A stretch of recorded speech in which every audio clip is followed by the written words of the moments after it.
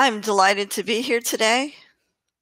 So we are not, there we go, a little bit about me, and Norval has covered all of the high points, so I'm going to dive right into what we're going to talk about. Most of us have gone to work, come in, and met the boss. And the boss says, I was reading something. Well, Bob Acme has read it in Forbes Insight Report. Now, the ASQ and Forbes partnered on an insight report last year. There is going to be a link to this in the resources. So you can, if you haven't read it, you can go ahead and download it. But these are the things that caught Bob's interest. And if you are dialing in on a small format, such as a telephone, I apologize. This will probably not be very readable to you. Every businessman, every business owner wants to make more money. So the fact that when Bob read that he could increase customer satisfaction and retention by 33%, increases profitability, and who doesn't like to make more money, by 29%, and increase individual employee productivity by 23%, he asked himself, what do I have to lose? But he did note that 5% of organizations don't have a formal quality initiative. But being an optimist, he figured he was in that 39% that are developing their enterprise quality strategies. So he turned the infographic over and he looked at the 5 things that he could do to improve his business. And what really caught his eye was, number 1, incorporate quality into business cases. And number 3, measure everything. Because as a seasoned business leader, he knew he can't fight everything all at once. With the prospect of improving customer satisfaction, profitability, and growing revenue, he's going to call a meeting. But first,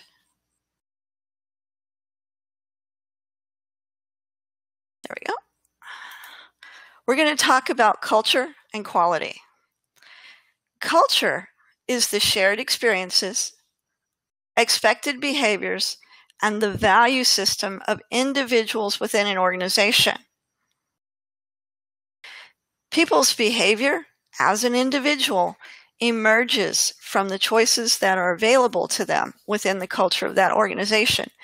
And what that means is you cannot ask people to do things that are not part of the cultural DNA of that organization. If a culture does not value individual input, it will be very difficult to say the person on the line can stop the line. Even if you change what you believe, people will tell themselves stories about, oh, I know what they're saying, but hey, you know, they're not really going to do that. And here's why.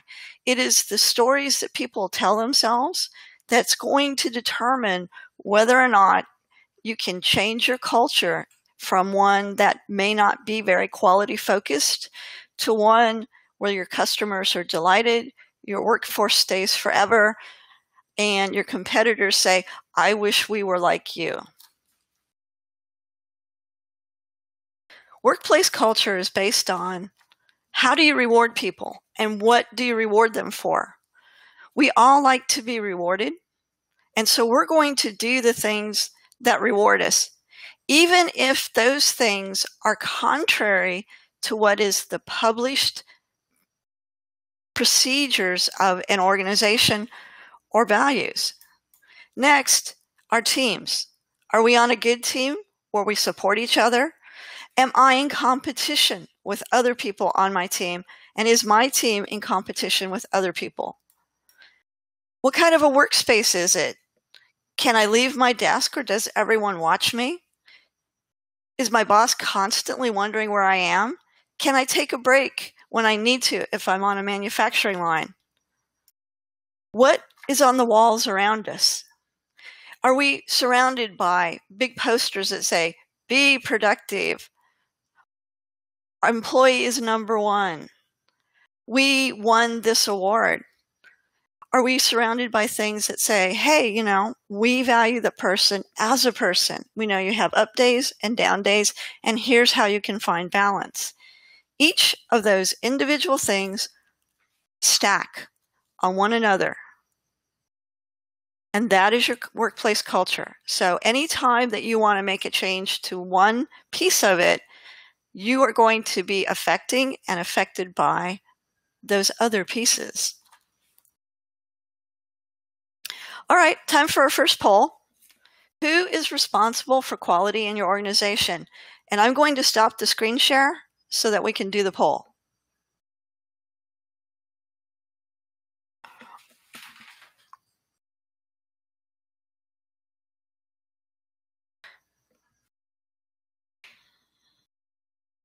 Norval, did you write up the poll or shall I?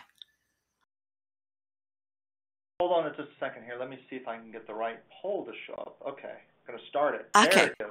Perfect.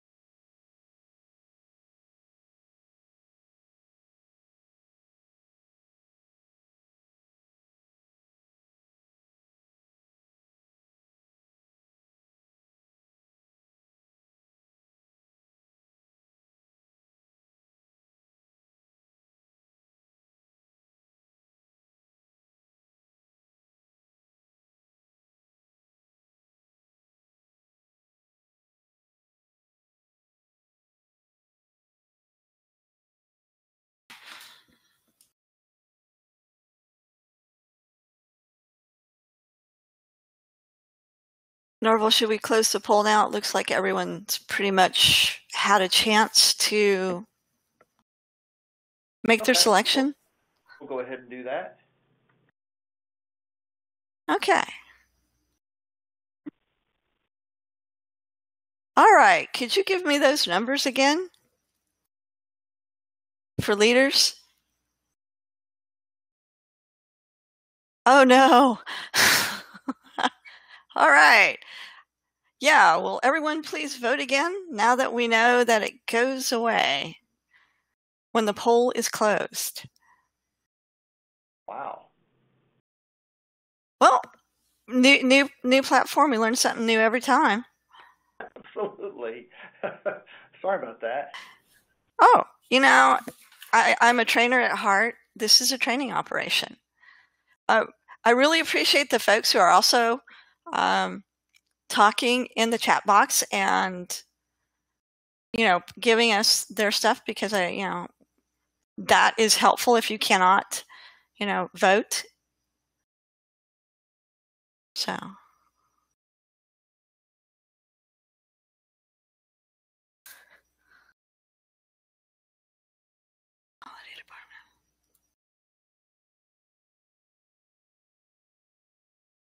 all right, let's go ahead and close it, and I've got some numbers now, Norval. Okay, we'll go ahead and close it this time. Yeah. Okay. So overall, the participants in this seminar have done the politically correct answer of everyone in the company. That's the one that really will get us going, followed by the quality department. It would be interesting to find out what your industry was.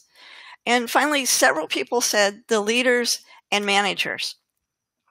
The leaders and managers are very, very important because they're actually the ones who provide the resources.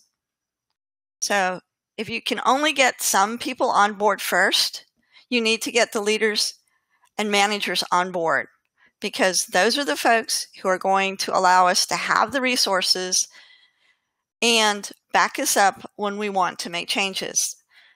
The quality department is often the scapegoat for quality issues, and we're going to talk a little bit about that.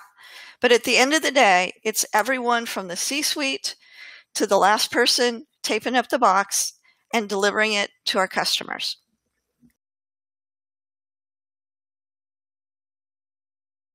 So, common definitions of quality.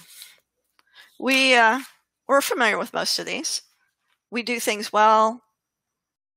We do things efficiently. Although I would caution people that being efficient can be a way of going out of business if we do not listen to our customers. The engineering. Oh, thank you for letting me know I need to share my screen again. I will go back. Yes. I get excited about what I'm talking about.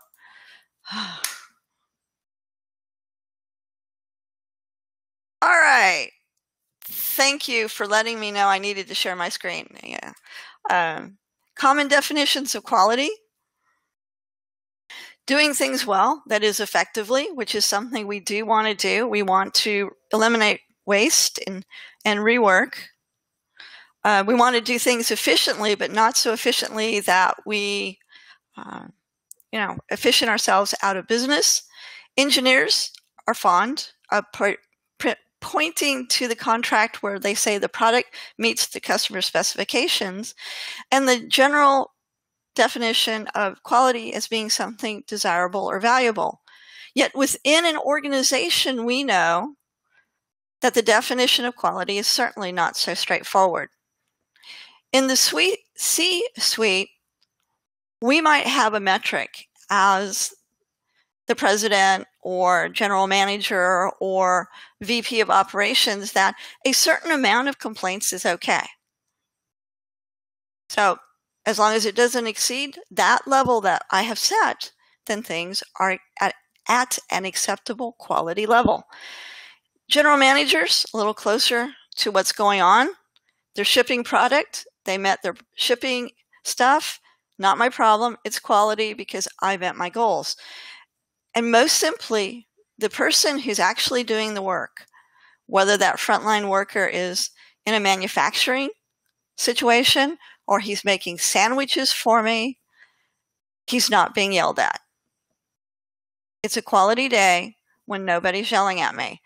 And is it any wonder that with all of these competing definitions that it is difficult to have a common quality culture throughout our organization?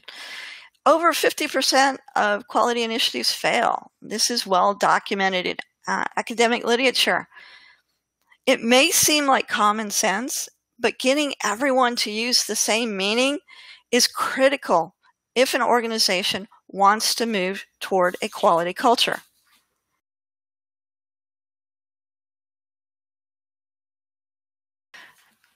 We know that quality exists on a spectrum. We have organizations that do pretty good that have absolutely no quality management system, and often they're very, very small shops. We have organizations that have a robust and effective quality management system.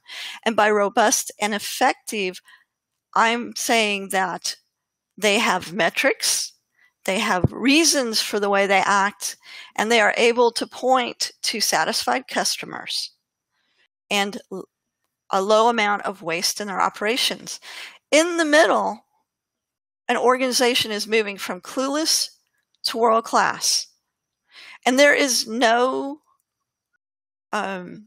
there's no guarantee that if you move to the middle that you will not fall back to having no quality management system, because you are relying on your executives. If you have a champion who leaves, it is quite likely that your quality system will be impaired.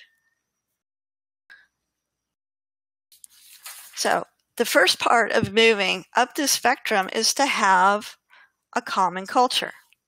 So our next poll is, what do managers and leaders say about their quality culture? And I'll stop screen share.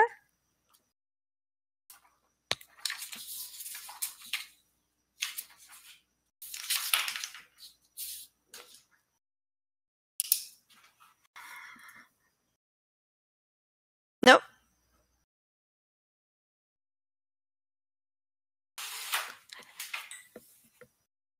Hang on, folks. We got another poll.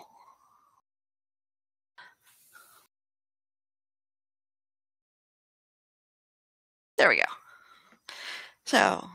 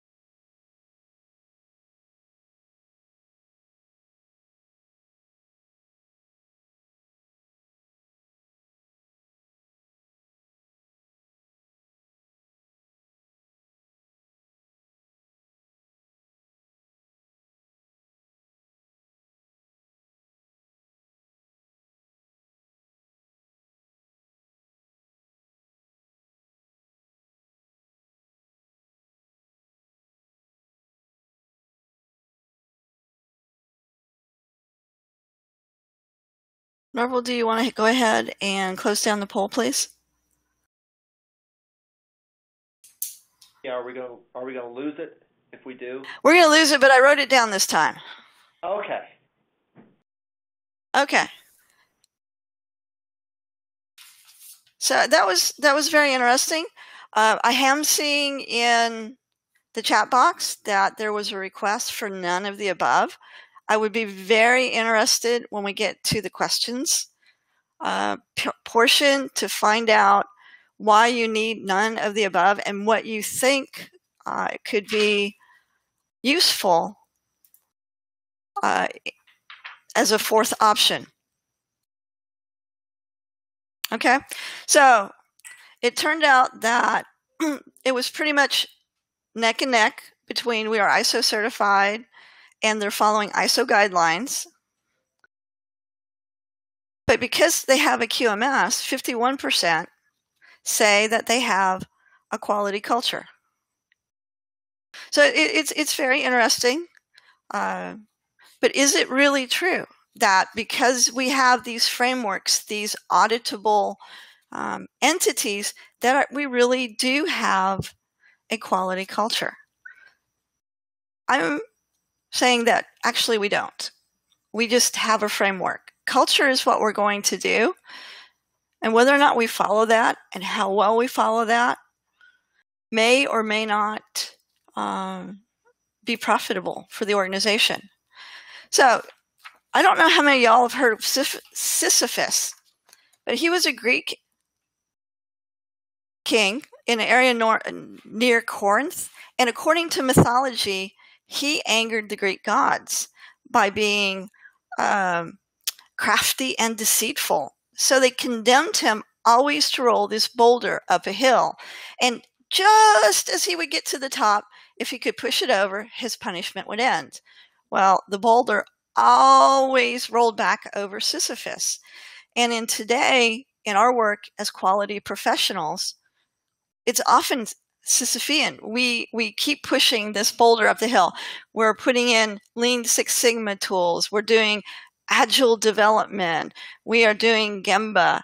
We're doing all of these things, these new tools, and it seems we can never, ever get ahead and get that boulder over the top so that we have consistent, reliable, quality results, no matter whether it's coming from the IT department, human resources, or the manufacturing line.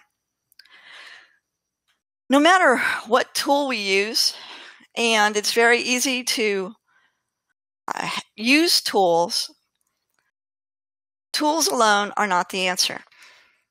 We need a qualitative way of doing measurement just as much as we need quantitative surveys and tools like that. So we're going to look at a pair of tools, one of which measures people's feelings and the other one that provides quantitative feedback. So this is my first break for questions. So how are we doing on time, Norval? We're doing great. So I'll take a look here in the chat. Are you able to see the chat? I do. I can see the chat. I see it flicker, and that was really helpful. I don't see any questions. I see private to presenters, and I certainly don't want to call anyone out. But there is a really neat observation that as a super small shop, there is no need for a formal QMS because everyone knows that their job relates to making consistent product that meets customer spec. And I do agree, because it is a small shop, you have that family sense of culture. Everybody knows there's not a great need to write something down.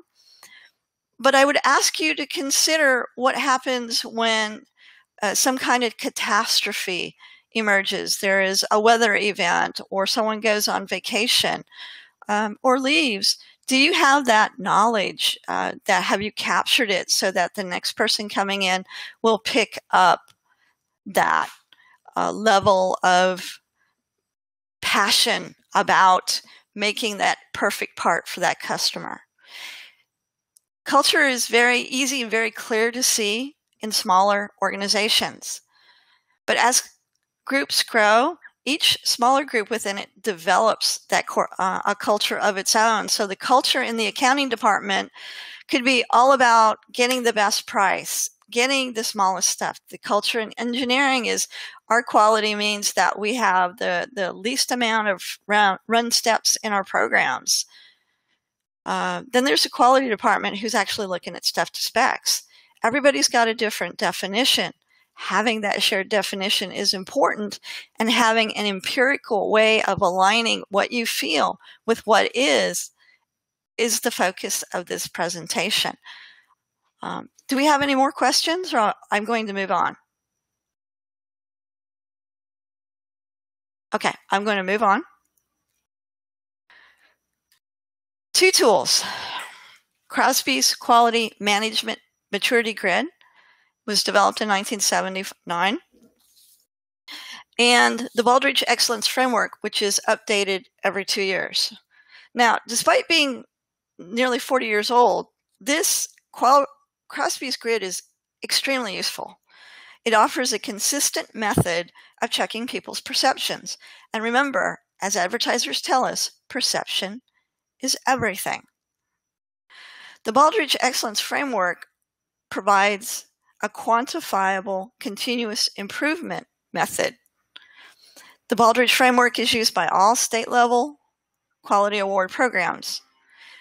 And in fact, if an organization wants to apply for the Baldrige itself, it has to have achieved the highest level of state-level award.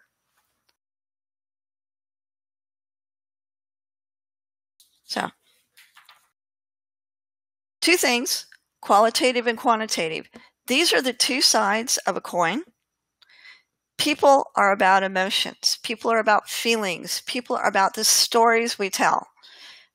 It's more than just numbers. And that is one reason over 50% of quality initiatives fail, is that people's feelings and stories have not been taken into account. I understand that the qualitative stuff is squishy, but we're talking about people.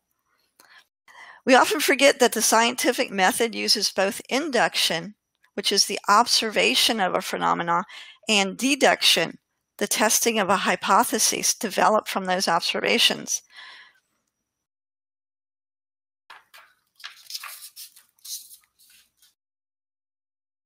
All right. So I hope everyone had a chance to look at the attachment. I hope that you can see it on the screen. I am not going to read everything because that is boring. I know you can read. But across the top, Crosby broke an organization's management maturity in the 6 stages, or 5 stages. And he had 6 ways of assessing that. This is all subjective. This is how people feel. And it's a great place to start with aligning what the boss thinks, what you think, and what the guy doing the work actually thinks. The Baldrige Excellence Framework applies to every organization of any size. Now, you may be saying that as a very small shop, as a solopreneur, you really don't need to go through all of this. As a very small shop or a solopreneur, there are certainly facets that don't apply to you. But the facets of understanding how your processes work, what metrics matter to you, how do you work with your supply chain, how do you work with your customers, these are all things that do apply to you. So I would ask you to take a clean look, a fresh look at the framework and see how it can help you. Now, the framework comes in a couple different flavors. There is a free version called the Baldrige Excellence Builder, and the one on the right is the Baldrige Excellence Framework, which you have to pay for. The last time I looked, the framework is $12 for a PDF. It's very cost effective. However, if you are trying just to get a grasp on where you are, go ahead and start with the Excellence Builder, and that may be a place to start depending on your executive leadership because of the detail in the framework. You may want to work from that, but you may want to show the executives the broader pictures because we don't want to frighten them. We know that we need their resources and we know that we need their help. The framework is tested. It's reviewed every year by people who are experts in their fields. So if instead of having to try to reinvent the wheel, once you determine you have a problem in a particular area, go ahead and pull up the Baldrige Excellence Framework and you can hit the ground running on making those changes. This is a comparison of the depth of questions between 2 parts. On the Excellence Builder, it's very high level. Anything that you see in capitalized words is part of a glossary. I will tell you now that the glossary on the framework goes into much more detail than the glossary does on the builder. But you don't have to reinvent the wheel. This is how you get everyone using exactly the same definition and looking at things through the same lens. Are there any questions about the builder, the framework, or Crosby at this point?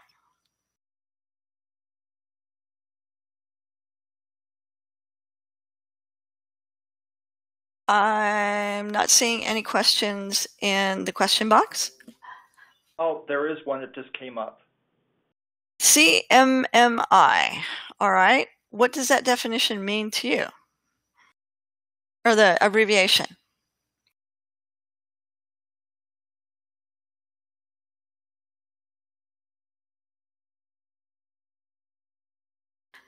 Capability Maturity Model integrated. Well, the Capability Maturity Model integrated draws on these things. I am not capable of speaking to this point at this time. I will certainly be interested in coming back and doing a compare and contrast on that topic. I'm looking at tools that can be used at shops of any size, some of which are free, which is why I focus on the Crosby Maturity Grid as well as the Baldrige Excellence Framework. Are there any other questions?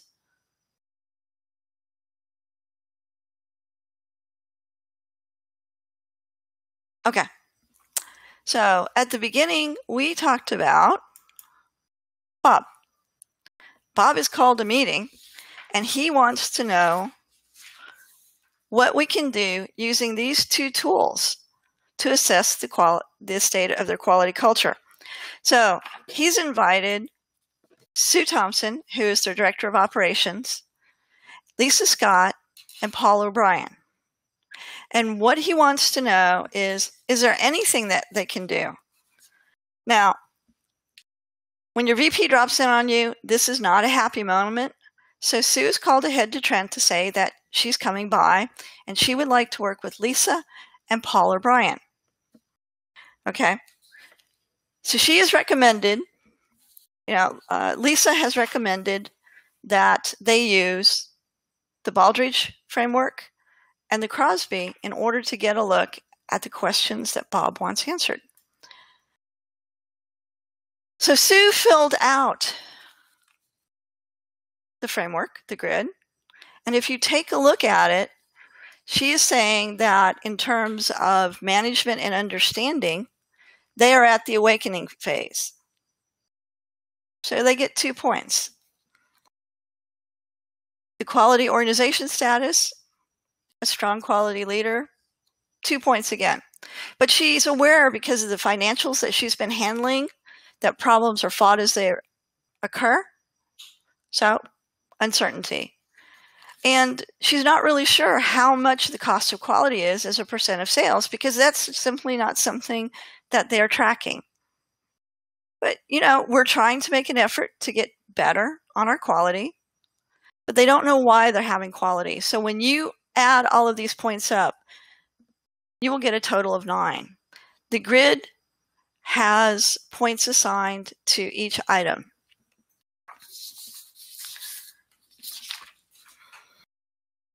So we've talked about Susan. Now we're going to talk to the engineer. Engineers are very interesting people. She's sitting in the middle of a bunch of problem-solving situations. So, management recognizes that there's a problem, and they're not really willing to give Lisa the money that she needs, so she's marked it as a 2. There's a strong quality leader been appointed. Teams are set up. She believes that the cost of quality is 18% of sales. Based on the information that's available to her, she knows that they're trying to make changes. And as an engineer, she believes, is it absolutely necessary to have problems with quality? So when you add all of those up, you get 12 points. And finally, the guy on the front line, the line lead, he knows that executives recognize there's a problem, but they're not actually doing anything to fix the problem because there's nothing in the budget. Quality is hidden. It doesn't have a seat at the executive table. It's in engineering and manufacturing. Problems are handled as they occur. The corrective action reports are pile up every day. There's a lot of yelling. Engineering points its fingers at the front line. Purchasing points its fingers at the engineers. Shipping points its fingers at quality. And customer service points its fingers back at quality. So there's no way of knowing how much the cost of quality is as a percent of sales. But he recognizes folks are trying to make a good faith effort. But they don't know why they don't have problems. So you may notice that Paul O'Brien and Sue have very similar points of view. And when you add up their assessments of 9 points for Sue, 12 for Lisa, and 8 for Paul, you notice that the maximum possible points for uncertainty is 6, awakening is 12, enlightenment 18, all the way up to certainty at 30 points. So the feelings of this organization lie somewhere between uncertainty and awakening. So they realize they have problems. They know why. But what is interesting, how are you going to make that work with the Baldrige Excellence Framework? What you do is you add the values for each category. Looking at this, you find out that the majority of issues are in problem handling, cost of quality as percent of sales, and the summary of company quality posture. It's a pretty good bet that you are not going to be able to go to management and ask for more money for this. So how do you fix the problems? What is the thing that you can do that has the most impact that would improve those points? Well, if you're familiar with Baldrige, it has 6 sections plus results. And section 6 is about operations. Operations spans the entire organization. So by looking at product and process design, process management and improvement, supply chain management, and innovation management, they will be able to identify activities that are going to address those problems that they're having in terms of cost as percentage of sales, understanding exactly where the problems are, because the Baldrige Criteria is going to ask you to look at all of what's feeding into it. You may determine that there's a bottleneck or something in another area of the company is actually working against what you're hoping to achieve.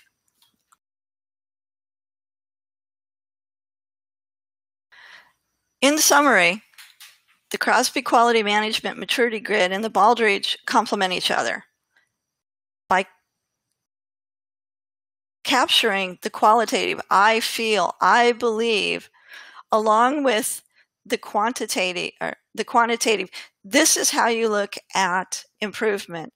This is how you can go about improving it. If you get the framework itself, there are suggested activities that you can do to find information to answer a question. But at the end of the day, everybody in the organization, from the front line to the C-suite, have to be aligned in making these changes. We all have to have the same definition for quality. We all have to agree what sustainable looks like. We all have to agree that this is the metric that we want to measure. And in measuring it, we know that we can then apply a value in terms of money or time or wastage of something that is or isn't working. But first, you have to figure out how people feel about something. And that's not a very easy thing to do. But once you understand how they feel, you can use the Baldrige Excellence Framework to address those sore points. These are the resources and references. A PDF will be available for these slides after we're done. Is there any questions? I wanted to leave enough time to ask questions. How can I help you?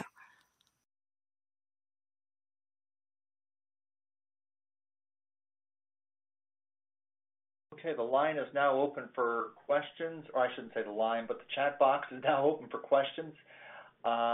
Somebody did put a comment in about hoping that this is being taped, that the session has dropped several times. Sorry to hear about that. We do have this recorded, so it will be posted here a little bit later today to our YouTube channel.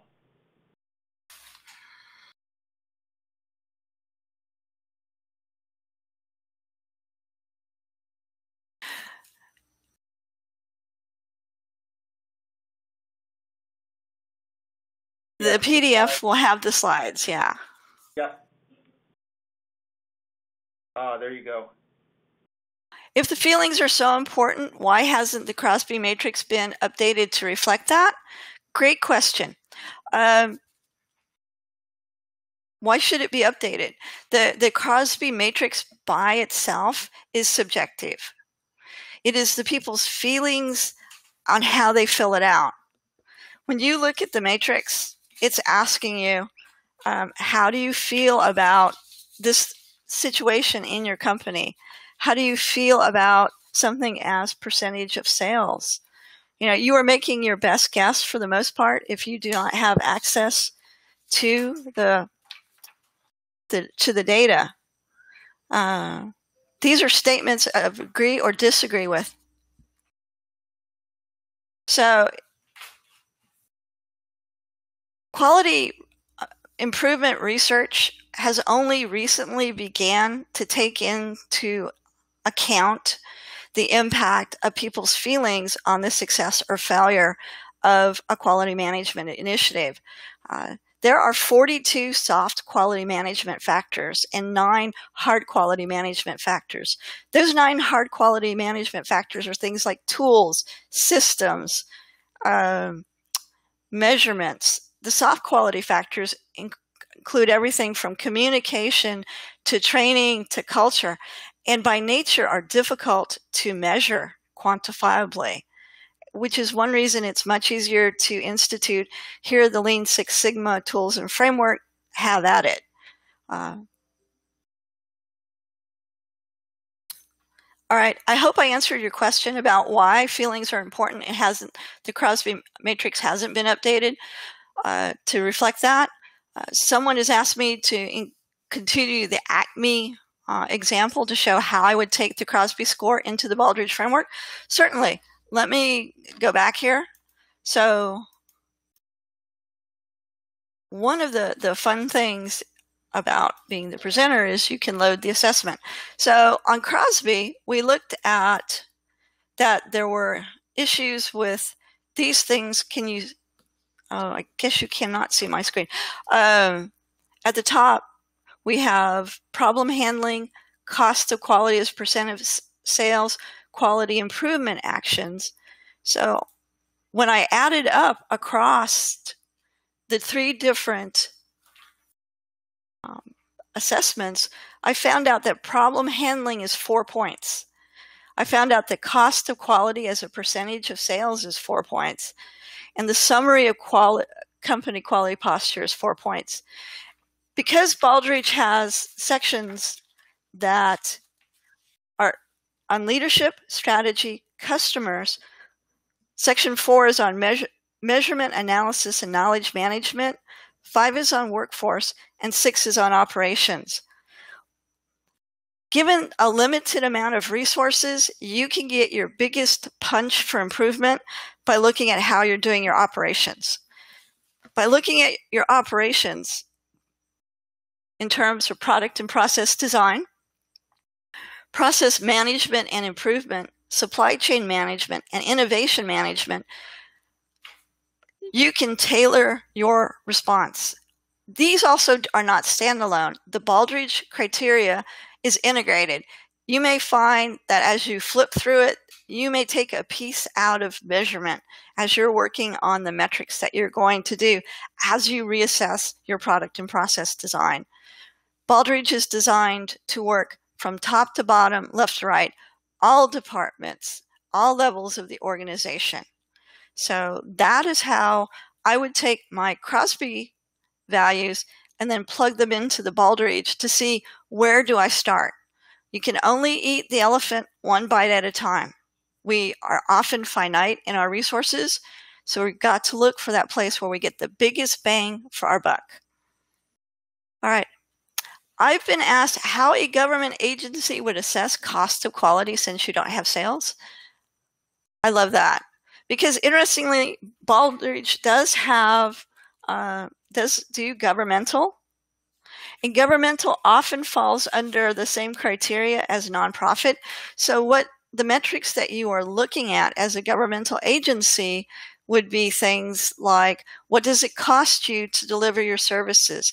How many people are you servicing? How many people are in your department?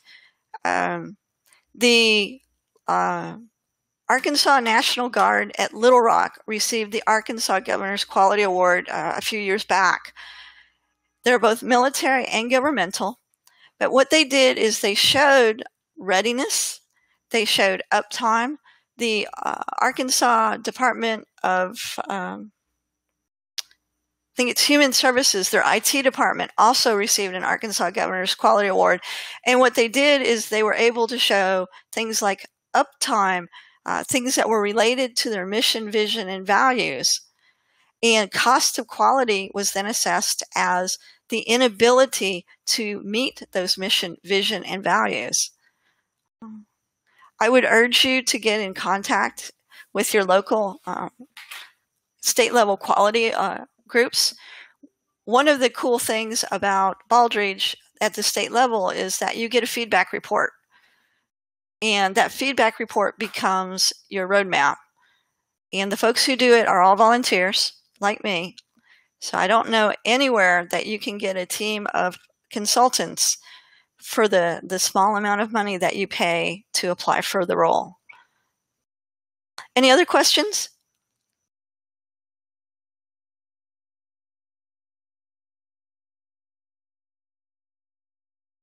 Norval, did you have any questions? No, I don't think so. Not from here.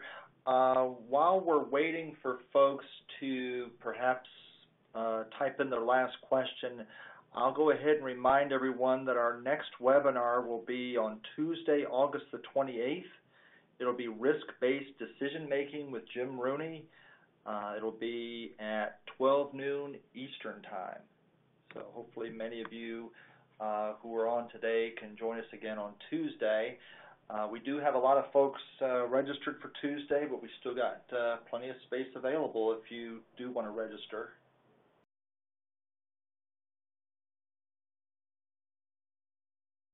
Not seeing any other questions. I'm not either. Okay. Give it a few more seconds here.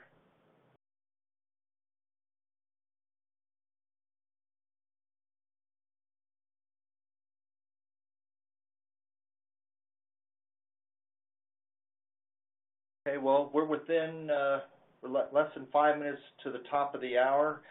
I guess we'll go ahead and call it for today.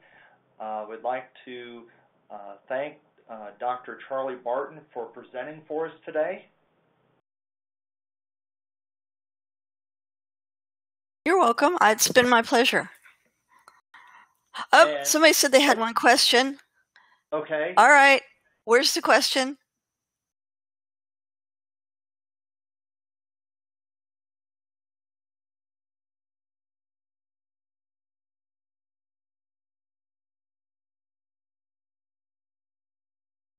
As you go about assessing different customers,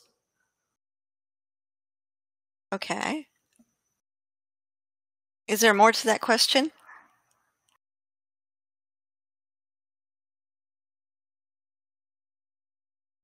There you go. What level do you find them on Crosby charts? I'm interpreting this as you're asking me how I go about assessing my clients. I work with them collaboratively. I actually do not fill out a Crosby chart that they will see. What I'm interested in is what are my clients looking at?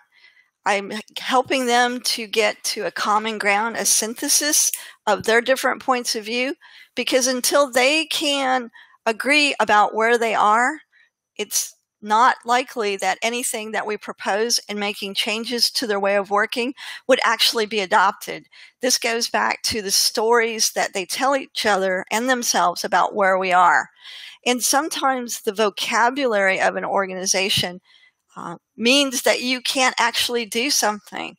There is a case where consultants went in, did a very detailed project. And when they actually presented their findings, there was no vocabulary for the executive team to understand that the executive team was failing in a number of ways.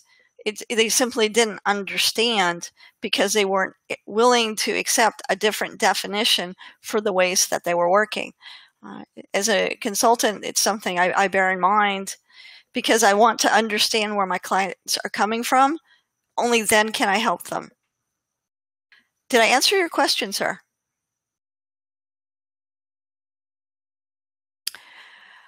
Where do clients find themselves? They often, if they're being honest, find themselves at the lower end of the scale, which is where it's really useful because depending on what information is available to them in terms of reject rate, customer returns, wastage, lawsuits in some cases, it is eye-opening for them. Often small changes can lead to big improvements. We are not trying to reinvent a wheel. We're just looking for those bottlenecks, for those places where we can actually get down into the nuts and bolts and find out that we're using a process that was designed back when we used typewriters, and here we are using robots. It can be a very straightforward improvement, and you can see a lot of success capturing low-hanging fruit, which then gives you the authority, the imprimatur that you can go and make some more substantial changes once you've demonstrated that they're leaving money on the table. Anything else?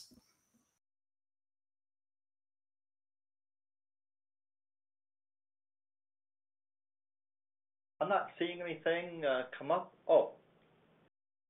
Yep, I think you answered it. All right. Great. Okay, so we're going to go ahead and call it for today. It is about a minute past the top of the hour here. Apologies for going over. Anyway, we'd like to thank Dr. Barton once again for presenting for us, as well as all of you for coming online and joining us today.